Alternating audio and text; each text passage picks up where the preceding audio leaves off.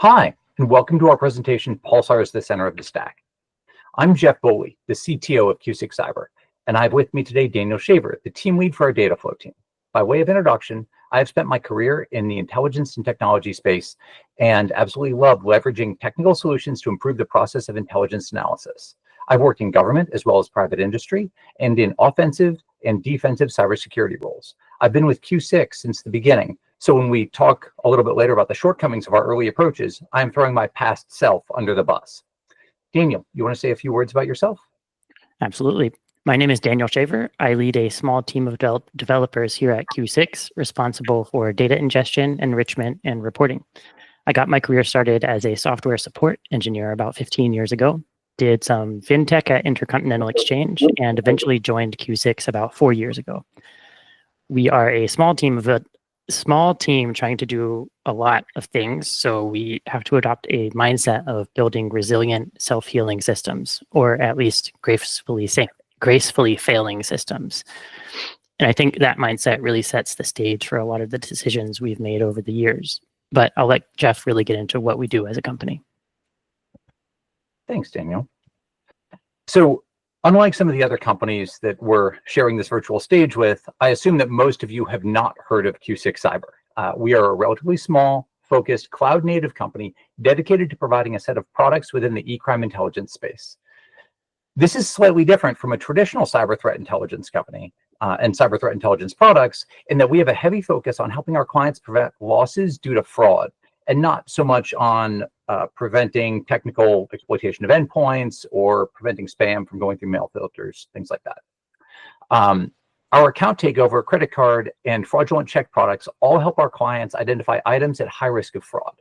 After we identify an account that may have been compromised or a credit card that has been stolen, our clients can take appropriate risk-based actions depending on their environment, assessment of the threat, and other fraud controls that they may have in place. We also have an offering that leverages the same data sets to look inside of an organization and to look for indicators that our clients' employees or infrastructure has been compromised. Our focus from the beginning has been on actionable intelligence. We focus on alerting our clients that a specific user's credentials have been compromised due to malware, phishing, or some other attack vector. This leads our customers to taking a range of actions depending on their business needs and the severity of the risk. We focus on collecting data external to our clients. We operate within the threat actor network space. We are where they are. We are out there collecting information from them as they conduct campaigns and coordinate to launch new attacks. In order to produce meaningful, actionable insights for our clients, we collect a wide variety of data from a lot of different places. Then we need to store it, try to organize it, and make it searchable. We place a strong emphasis on automation and timely, accurate delivery of reports to our customers. The fraud space is constantly evolving, and we are always listening to our clients and working to understand the next fraud challenges they are facing. For the engineering team, this means that some part of the system is always in flux, whether it's finding a new way to collect data, making some changes to existing reports, or developing new views on existing data sets to try to get additional insights. I'll now try to briefly cover our environment and the large engineering effort that we've taken over the years, which will eventually roll into what Daniel is going to be describing as our transition to a much more flow-based architecture.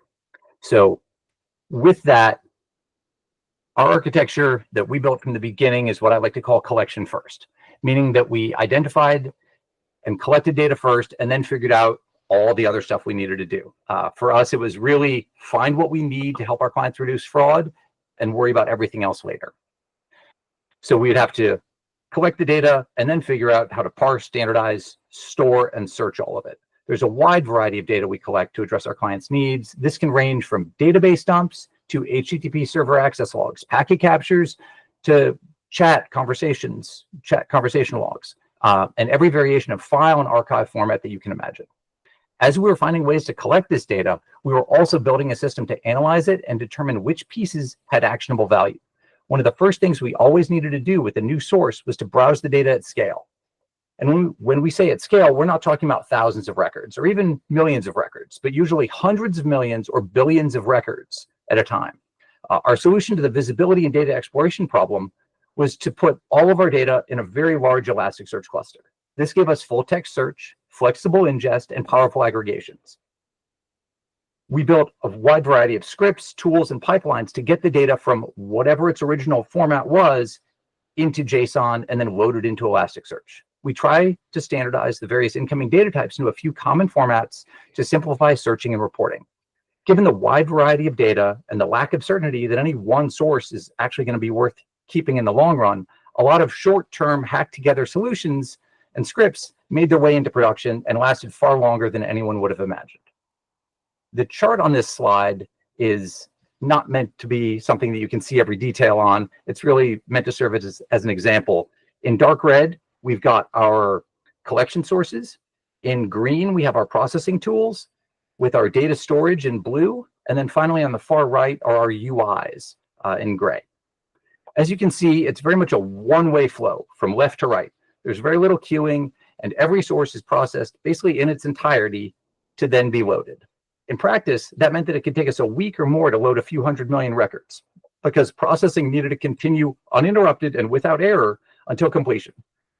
And that can be fine when you're dealing with a single small CSV of a few thousand rows. When you're dealing with hundreds of gigabytes of MySQL dumps, it can be a little bit more challenging to get that to finish in its entirety.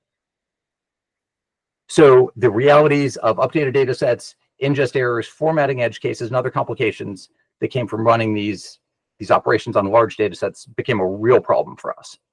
In some ways, it's really amazing we made the system work so well for as long as we did. As we found new sources, we bolted on new tools to get the data into Elasticsearch. But maintaining provenance of the processing and tracking down inevitable issues was growing increasingly challenging. This was especially true when collection grew massively over the 2021 to 2023 timeframe, as we'll see in the next slide. As we continued to grow in 2024, it was clear that we needed to build a more resilient and robust system that could smoothly handle errors and take advantage of everything we had learned. So at the core, to review, right, as a company, we live and die by our data. And with that is the ability to ingest increasingly large amounts of it and be able to find exactly the nugget of information that's going to be valuable to a client in a timely way. So we can see here, particularly in the chart on the right, as I spoke about before, the size of our data storage needs experienced a huge growth in the 2021 to 2023 rate. We grew 10x from 21 to 22, and then doubled again from 23 to 24. So as the size of our Elasticsearch cluster grew, our Google Cloud bill grew as well. Obviously, that storage is not free. The production Elasticsearch cluster is our single largest line item, effectively, on our Google Cloud bill, and it is our largest line item as a company, probably other than HR. As our storage needs increase, our costs scaled right with that. So the other factor going into this was maintenance on the scripts and applications and data cleanup that was needed to keep the system flowing and running. So that task started to take more and more of engineering's time. Simply keeping the systems running became a massive task, and we were spending a lot of development time fixing issues rather than building new capabilities. The initial data loading scripts and architecture were just not designed to facilitate replaying of failed data or easy reprocessing of data. We learned from experience that this was far more common, and processes for both handling errors as well as facilitating the reprocessing of data needed to be incorporated into our core architecture. As we matured as a company, there were increasing demands for additional internal metrics and tracking information. These added yet more complexities to our data models and came with a new set of applications to develop and maintain. Additionally, we are regularly working to build new products, bring new product ideas to market, and that always means new reports, new processing, new pivots in order to support those initiatives. This has all led to the engineering team at Q6 sitting down, Daniel is a key part of that, to figure out what a better system would look like. We'd learned a lot about how to load and process this data at scale. Now we needed to build a system to allow us to clean up that mess and move on into the future in a good, scalable way. And for how we designed and built that new system, I'm going to turn it over to Daniel. Thanks, Jeff. We're just going to switch presenters here. So I'm going to walk us through what initially drew us to Pulsar, how our design shifted as we started using the system, highlight some of the things that went right for us, as well as some of the things that didn't quite work out the way we wanted to. And beyond the performance of Pulsar, which has been great for us for our use cases, one of the biggest wins for Pulsar has been what it provided with the flexibility found in connectors. Being able to pull in data from such a wide variety of sources and send it back out to any number of syncs is one of the key features we're leveraging inside Pulsar. But stepping back a few years ago, before our adventures with Pulsar began, and as Jeff has already sort of highlighted, we have this huge OpenSearch cluster. We haven't invented Pulsar yet, and OpenSearch is still a huge part of our organization. And through all the organic growth and the just full text searching that OpenSearch provides, we found ourselves in a position where OpenSearch was essentially the centerpiece for our entire organization. We had absolutely everybody doing everything inside OpenSearch. And we built a huge ecosystem of backend services that Jeff has already mentioned. And for the most part, it worked. But we started having scaling issues. We needed to come up with a more streaming way to handle data more resiliently. So we came up with this idea to simply put Pulsar in the middle of all of this and shift our thinking a bit about what OpenSearch means to us. Now, due to the nature of our business, recent data is always going to be more meaningful to clients than older data. Knowing that your credit card information was stolen 3 years ago just isn't as impactful as finding out it was stolen last night. So we started thinking of ways we could model our infrastructure such that OpenSearch only held the most recent data, and at some point, old indexes would be pruned. Fairly basic stuff from a data management perspective, but the key twist here is that we don't want to actually delete the data. We simply acknowledge that we will need it less. In fact, our use cases for older data is questionable at best, but you never know what the future what might be important in the future. So if we want to shrink our OpenSearch cluster by pruning old indexes, and we don't want to lose any data, how do we do that? Well, we came up with the idea to use Pulsar's capability of offloading old data onto tiered storage. In this case, Google Cloud Storage. And so if everything is moving through persistent topics inside Pulsar with an infinite retention period, we should be able to sync all of the real-time data to OpenSearch and rely on Pulsar to keep a full history of each topic offloaded onto Google Cloud. Then if we ever need to replay the data to do some analysis, we can. We just have to create a reader on the topic and read through the section of data we want. And I think this idea may still have some merit, but we have since pivoted away from it on account of two challenges. Number one, while yes, we can replay the topic or subsections of topic by seeking to a specific message, in reality, it's actually kind of difficult to do when you're looking at hundreds of terabytes worth of data. And the second challenge we faced here is that we actually saw a significant cluster-wide performance issue with these very large topics. When they started accumulating more and more data, the performance got worse and worse. So on account of these two issues, we ended up pivoting away from this idea of using infinite retention in offloaded topics as a long-term cold storage solution. And instead, we started looking at a data lake. In this case, we're currently using Apache Hudi, which is another Apache project. Much like Pulsar, we wanted to be able to sync our data both to our data lake and to OpenSearch at the same time. And at a high level, that's not even a big lift for Pulsar. Just create a new sync, subscribe to our topics, and there you go. Of course, the devil is truly in the details when it comes to starting to use these new technologies like this. But Pulsar was absolutely a huge enabler in our ability to quickly shift what we're doing on such a huge architectural change. And of course, as we started getting more and more comfortable with Pulsar, we started integrating more things with it.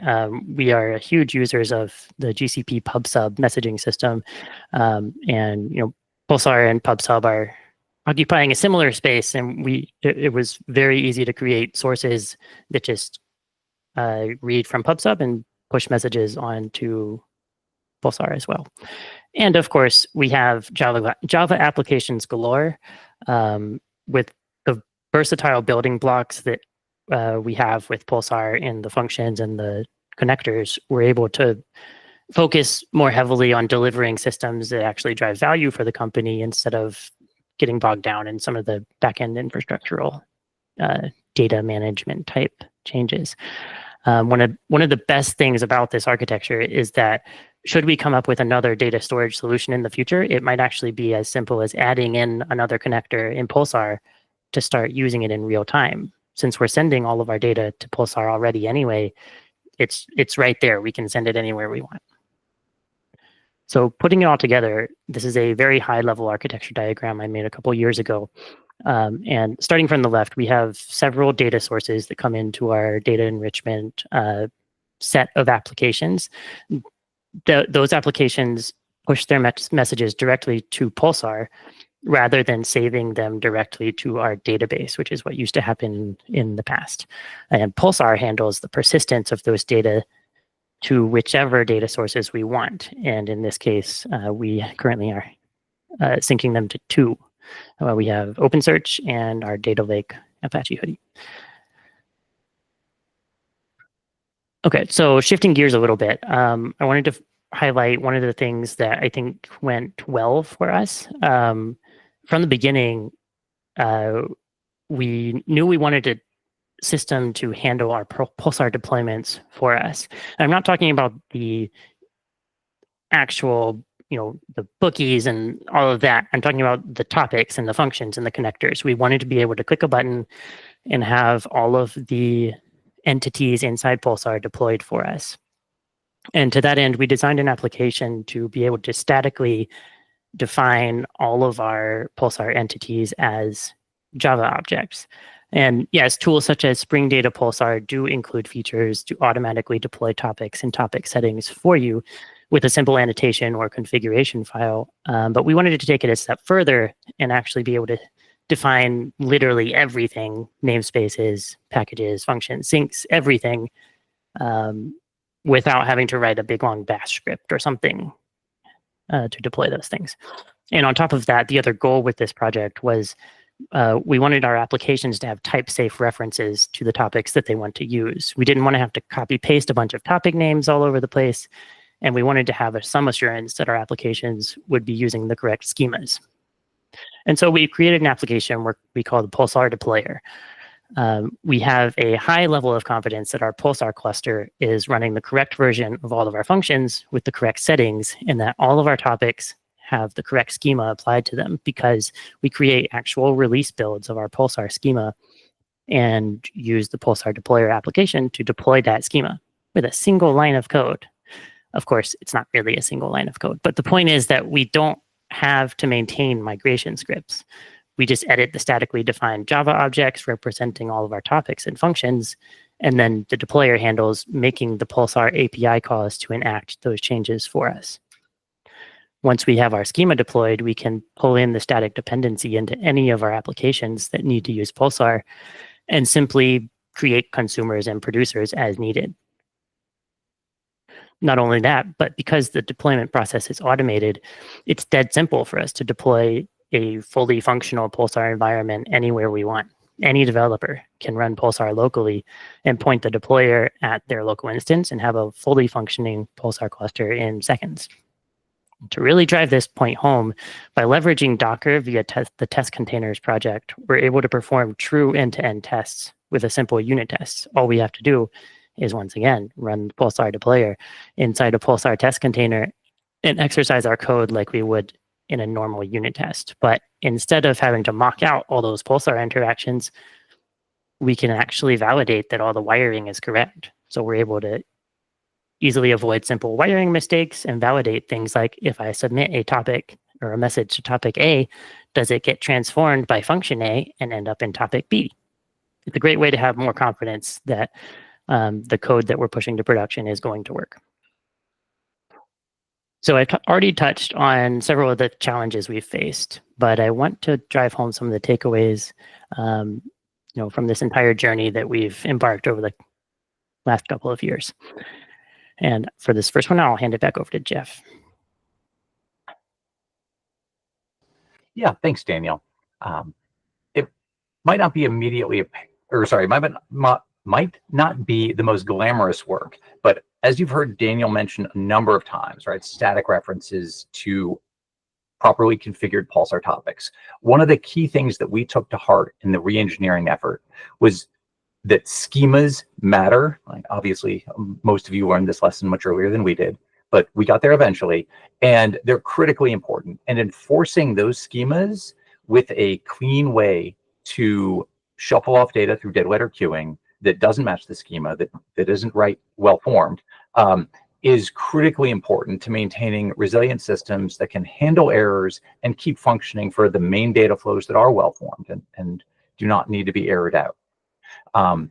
It's not glamorous work, but building coherent schemas was a hugely important piece for us, and having reusable components inside of those so that we know that every time we store a URL, we're breaking it down in a certain way. IPs are broken down in a certain way, etc.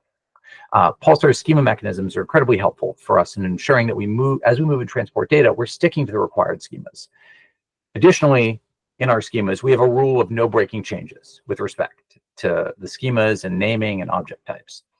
We have deprecated fields, certainly. We have new names that might not be the perfect name for the field, but at the end of the day, it allows us to restructure our objects and types without breaking serialization of anything that is currently in flight or that might be stored.